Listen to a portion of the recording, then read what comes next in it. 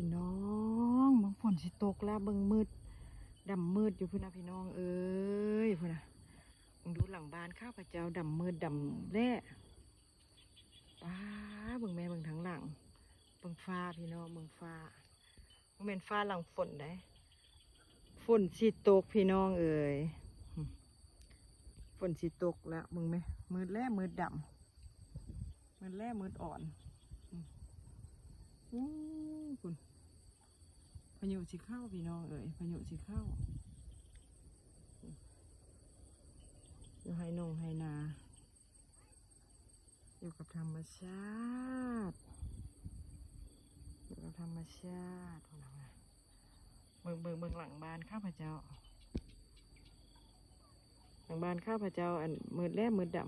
ำมาแต่เส้นผูตัวนั้นฝนพี่น้องฝนสิตกนะโอ้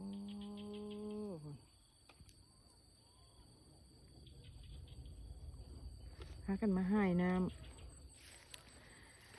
ำออกสระน้ำล้นสระพี่น้องน้ำล้นสระเห็ดแบบใดเห็ดแบบออโตเมติกดูดน้ำออกสระแบบใหม่หายน้ำให้เต็มหายน้ำให้เต็มท่อตัวหนึ่งย่างไว้คุณหายน้ำเต็มนี่เราก็หายให้เต็มเอาน้ำออกสาพี่น้องมันสิล้นเลยดิมันล้นเลยนะหายเต็มนี่แล้วเนาะพี่น้องเอาป่ายนี่เนาะสุบลงซาเอาป่ายตัวของหายนี่อัดทงยางสุบลงซาฟ้านั้นก็อัดทงยางดีดัดนี่มันก็ปล่อยพร้อมกันพี่น้องมันก็ดูดพีหลัดพุ่นเลยให้ว่าโอ้เฟอร์เฟก